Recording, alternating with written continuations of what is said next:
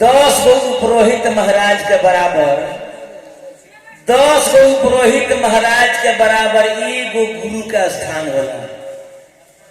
मर साहब 10 गो पुरोहित महाराज के बराबर एगो गुरु का स्थान होला।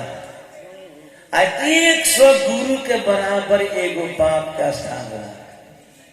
100 गुरु के बराबर एगो पाप का स्थान होला।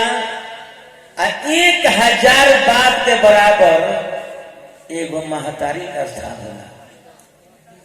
बेटा को बेटा हो जाए लेकिन माता को माता ना होली। स्वर्गीय माता राजमहल देवी, श्री राम जुगल राय जी शिक्षक महोदय, श्री राम परमेश राय जी, दोनों भैया के माता जी आज महतारी ना रहती चचा तो दुनिया देखे के ना मिले। माइये का आशीर्वाद है। एगो स्वर्गीय माता राजमहल देवी के माई के याद में एगो मैया के भजन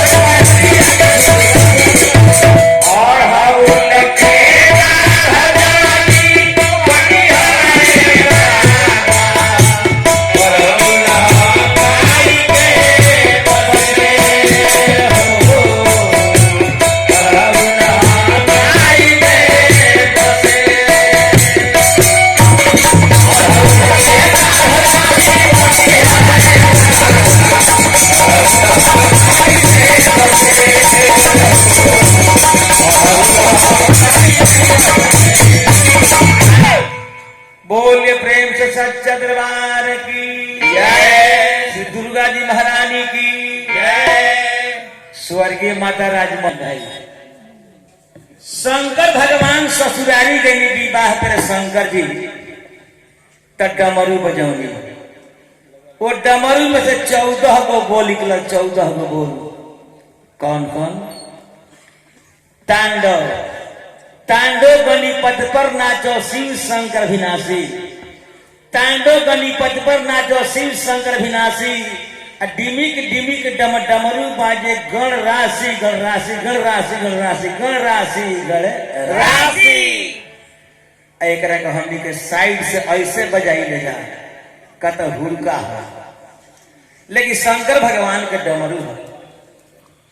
हमारा स्वर्गीय माता राजमहल देवी के नाम पर हमारे भाई बैनाथ सिंह हाई हुड़का के आवाज बोल 8-9 प्रकार के तबला से सुनाई है। लास्ट बंदना मैया के हुड़का खोलिए ना बजेला, हुड़का पर नेग लागेला कलकत्ता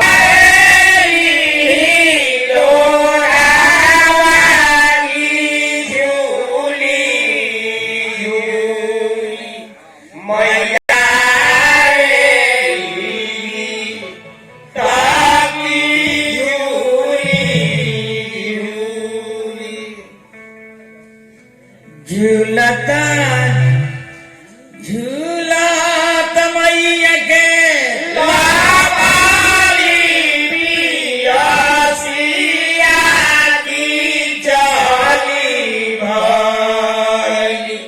मैया मलहोरिया दुआ राशि चली भइली सुतल बारू की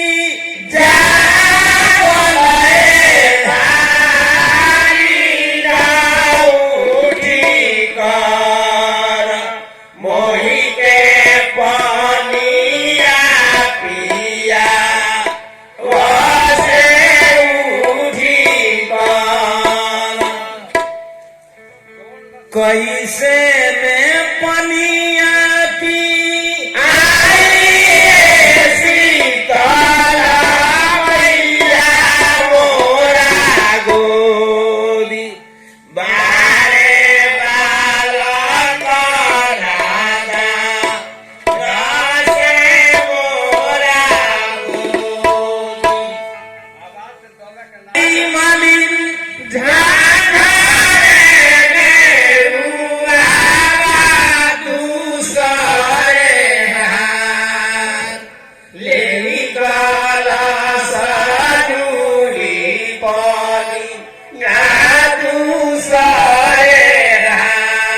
चलिए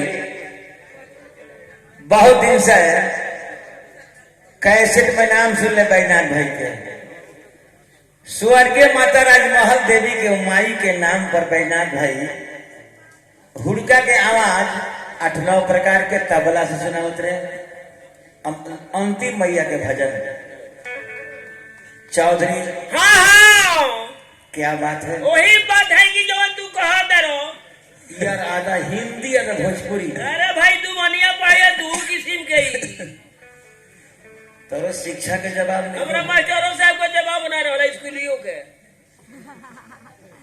आधा हिंदी आधा भोजपुरी तू मनिया हो है हुड़का के आवाज सुनी तबला से। चला बैजनाथ बाबू वाह